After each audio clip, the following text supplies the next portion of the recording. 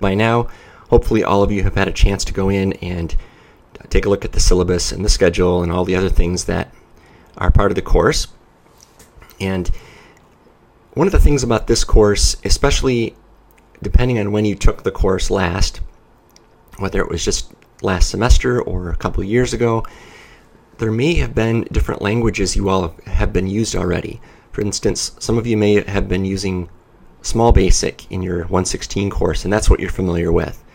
Others of you may have used Java, and you may have used a program called JGrasp, which is another environment for programming. It's not quite as nice as IntelliJ, which is what you're seeing here, this welcome screen. But at any rate, for those of you who are coming into this course and you've already taken 116 with Java, that's an advantage to you, because what you'll be able to do is go into this week's folder and take a look at all the examples and the review, and it should go pretty quickly for you because you've already, not only have you seen it, but you've spent a whole semester doing all the stuff that are in those first 6 chapters. Now, if you're coming into 117 and you took 116 using Small Basic, then you would have taken the class with me, first of all, and it would have been over the early summer semester. So there wouldn't be too many of you in that boat, but there might be a few. And for you all, there may be a little bit more of a ramp-up time to get familiar with Java. Those first 6 chapters are going to be a little bit more of a challenge, but today I wanted to just spend a few minutes going through some of the basics of Java so you can at least see the differences between Small Basic and Java. Now, another thing about this course is that I'm using IntelliJ IDEA for my editing tool, and there are 3 basic competitors out there, I guess if you want to call them that. You've got Eclipse, NetBeans, and IntelliJ. Now, IntelliJ used to be the only one that you had to pay for, and it turns out that they made an educational version of it that you can get for free, and that's what I'm using, and you can all do the same thing. Basically, you just go to their website and you just have to prove that you're a student with an email address, and once they verify that, then you're good to go. So it's pretty easy, pretty painless to get in and get set up. And then what you do is you download the product. There's a 30-day trial, and if you register your account with your student email address, then they'll send you a license key that gives you free access to the product. So once you have that, you're good to go, but you want to make sure you install the JDK 8 first before you put in the IntelliJ program. That way everything will click together properly and you'll be in the correct configuration. And when you first bring up IntelliJ, you're going to be creating a new project. So if I come into IntelliJ and do that, it's going to ask me what type of project I want, and the SDK that you're going to choose, if you've installed the latest version of Java, you're going to be selecting 1.8. In fact, for me, that's the only choice I've got because that's the only version I've kept on my machine. But now, if you don't have 1.8, so you're running 1.7, that's okay. More than likely, you'll be running 1.8 because you'll have upgraded, or you'll have come in fresh with a clean install of both the JDK and IntelliJ. But once you pick your SDK version, you don't have to worry about the additional libraries and frameworks, so you click Next. And this Create Project from Template, you don't have to worry about any of this. You just click Next again. And now, the name of the project, I'm just going to put in an example week 1 for my project name. Now you'll notice that there's a folder that it puts your projects into. Now I'm running on a Mac, so this tilde is my home folder. On Windows it would be under My Documents, and then there will be an IDEA Projects folder that it will build inside of your Documents folder.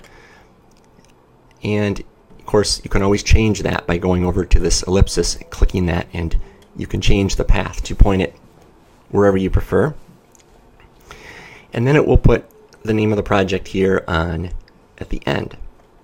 So I'll hit Finish, and it will now at least in IntelliJ, it'll bring up a project window. Now, if you take and expand on this little triangle here, you'll notice that there are a bunch of different files in here that are project files. If you remember back to 1.16 when you built Java applications and you used JGrasp to do it, or actually any tool, the actual code lives inside of a file with a Java extension. And those files in IntelliJ, as is the case also with Eclipse and NetBeans, go into a folder called src. So if I right-click on this project and I select New, notice at this point it doesn't say Java class anywhere. But if I come down to the src folder and click there, actually when I say click I mean right-click there, so you right-click on src, go to New, and now it recognizes that you're in a Java project and you can select a Java class. So I'm going to do that. And I'm going to give my class a name called My First Program. Now, when I click OK, it builds the starting point for my class. So I've got a public class named My First Program. Now, in Java, when you make a program, the file name is significant. The file name must match the name of the class. So when it says public class My First Program, the file name has to be named My First Program. Now, one thing about Java versus Small Basic or any other basic variant is that Java is case sensitive. So you have to make sure that if you put a variable in called, customer name, like this, and then later on you go like that with a lowercase n, those are two different variables. So that's not going to work. Same thing with the name of the class versus the file. They must match. The second rule is you can only have one public class in a file. And so basically I could put in another class called fun stuff, and that's no problem as long as you don't put a public in front of it. You can't have two public classes in the same file because the public class must take on the name of the file, and you can only do that once. So all I have to do is remove public from all my other classes. Now, in a real-world application, when you build a complex project, you're going to have a lot of classes, and the best way to do this structuring of a project is to put each class into its own file.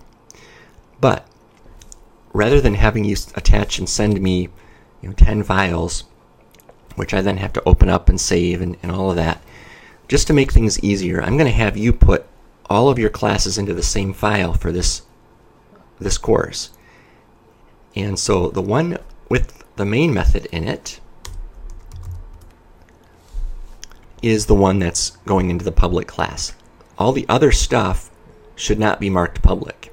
So structurally, that's key. Now, the other thing you're going to want to do with all of the things you turn in is you're going to want to put at the top a comment block. And the comment block will contain the name, the date.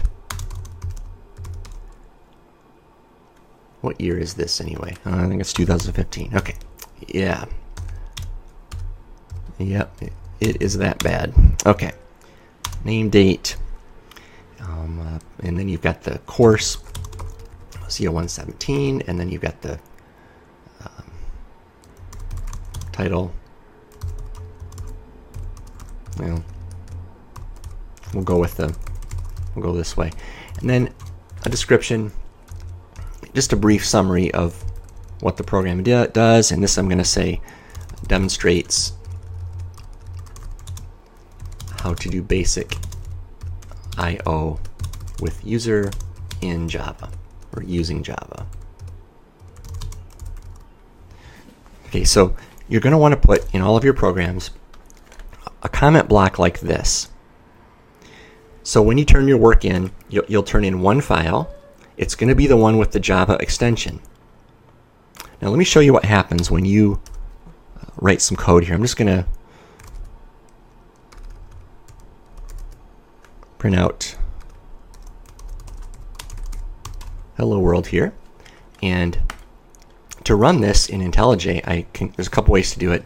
The initial or first time you run it, you go to your Java file here and you right click on it, and then you go down to run my first program main. And it runs the main method of that class, and the output shows up down at the bottom here in the output window. Now, after you've done that, you should be able to come up to the upper right corner and click this little triangle button to run the program. This is the first time you run it. It has to get everything in place and ready to go. So, in the 116 course, you would have learned how to create a variable. Now, in Java, when you create a variable, you have to initialize it before you can use it. Now, in a program like Small Basic, you could have just typed in age equals text window dot read, like that. Well, you can't do that in Java. Okay, you have to declare your variable first. And what a variable declaration is you simply put the type of data you want to go into the variable first. And there are different types. There's int for integers, which are numbers with no decimals. Doubles are numbers with decimal points. And then you have strings. And those are the three primary ones that you will use. So if I use int, that comes first, then a space, and then the name of the variable. Now the rules for defining the variables are the same, and I like the camel case convention, and I typically use that in all of my programs, and so I'm going to stick with that convention and use it here. So int age. Now if I just type in my age here and go like this, that's one way you can do this, and you'll notice that the semicolon is needed. Now, in most commands, or I should say most statements in Java, you need a semicolon at the end. Now, when I say that, I'm primarily talking about statements that go inside the curly braces of a method, which is what this is. Or you may have thought of this before as a module method. Okay, it's a block of code that you can call. Now, if I want to ask the user for the age, the best way to do this in Java is to first off put out the question. And you do that with system.out.print. And there are two different versions or ways to print. Actually, there are three. There's println, which takes what you put in the parentheses, prints it out, and then goes down to the next line. There's the print statement, which takes whatever's in the parentheses, prints it out, and stays on the same line, which is nice for asking questions. And then there's a printf command, which is print with formatting, which allows you to display things in formatted output. Now, if I'm going to come in and ask the user for their age, I could simply put the question in, stick a question mark like that, put a space between the question mark and the end of the string being enclosed in quotation marks, and then that semicolon there at the end. Now, to get the age in, I can use something called a scanner.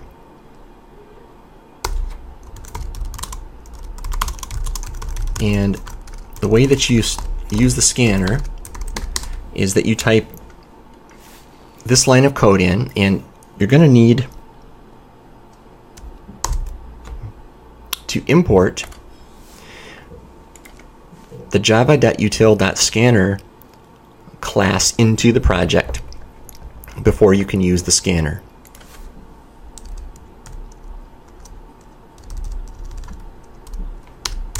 That should be system.in. Okay. So you need to import this call at the top. You create the scanner, and then once you have that, then what you can do is say input.nextInt, like that.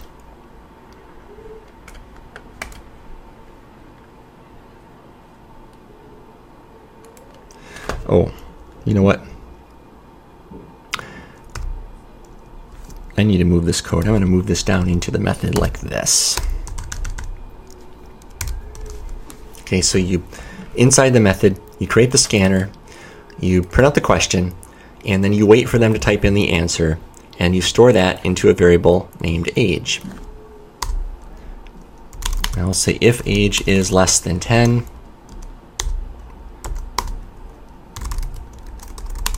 you get a 25% discount. Else, if age is less than, well, let's do this. If age is greater than 70,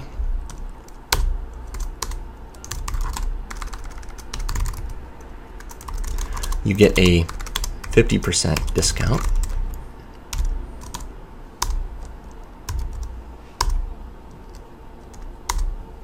Otherwise, you're in the middle somewhere.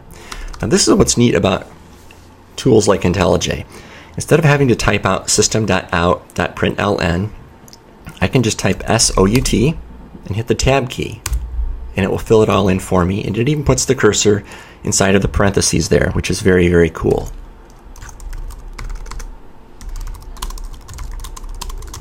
Now you might be wondering about the colors that I'm using here. You can customize your environment in any of these major tools, but you can customize it, and I chose this blue color. I don't know if I'm real thrilled with it yet or not, but again, there's different color schemes that you can download or create yourself. So for input, we print out the question, we catch what they type in with input.nextInt. We store it into a variable in this case. And then here you can see some decision-making statements used to print out some responses. Using println prints out the expression and then goes to the next line. So the next thing I print will be on the line below. Using print leaves the cursor on the line where it left it. So in other words, if I just run this here and show it to you, it asks for the age, and notice the cursor is still sitting right next to the question mark. So I put in my age here and hit enter, and I don't get a discount. Well, that's probably because I lied about my age. So let's fess up. Not really 23, folks, but I'll put my real age in here, and yeah, I'm still out of luck. So anyway, you can see that it works pretty well. So basic input and output. Now, one thing about nextInt that you got to watch out for, if you use nextInt for integers and you want to ask the user for their name next, let's say,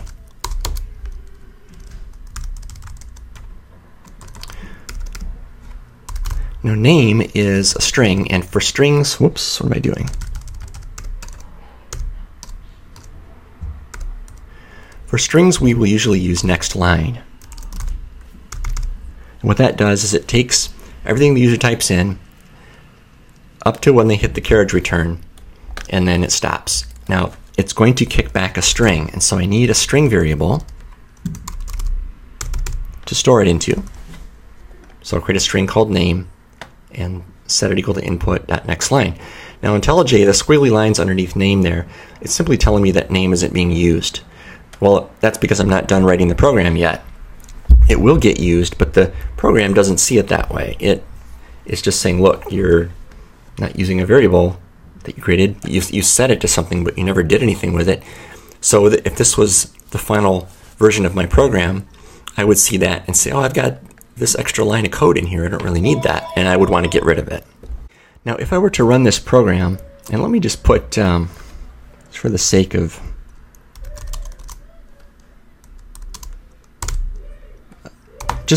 of using that variable name there, I'm going to go ahead and make a change to these three lines here.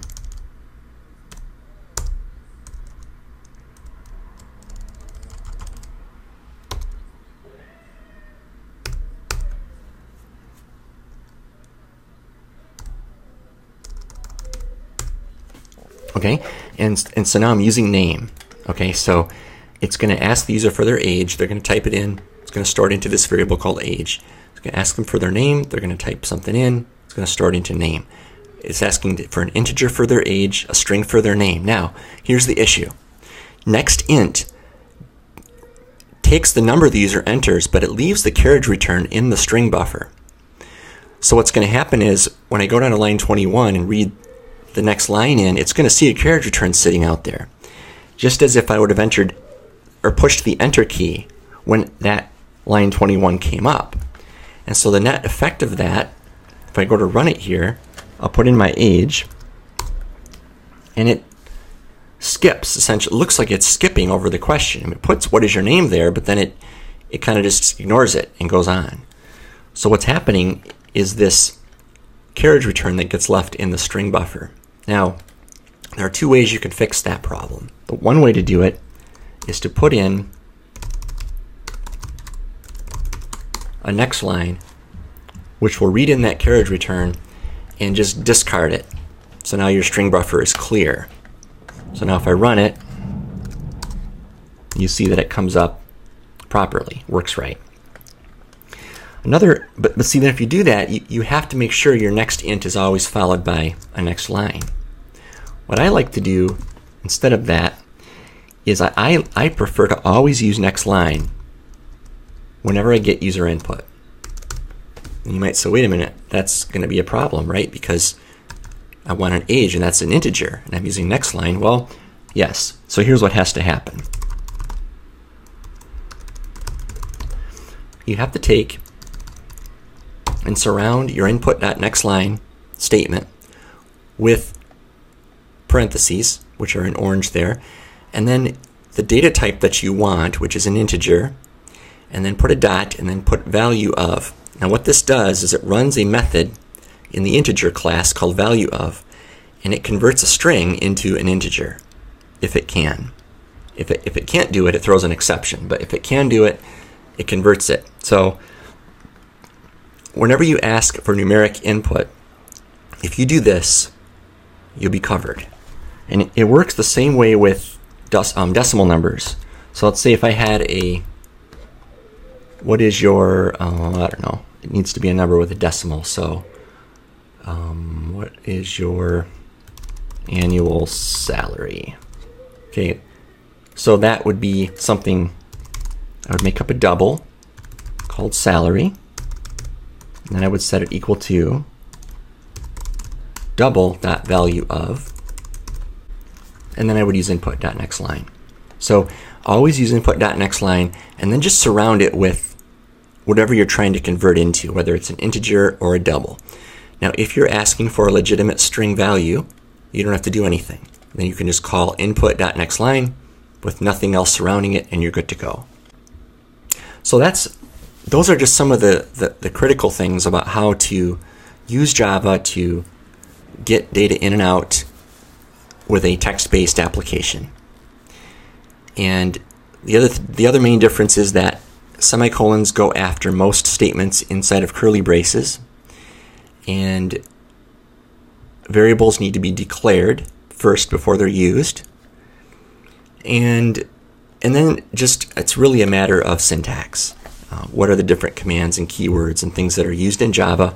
And that's really what the subject of this course is, 117, is to teach you all of that beyond the real basic stuff that are in those first 6 chapters. So the first 6 chapters teach you how to write programs with fundamental concepts.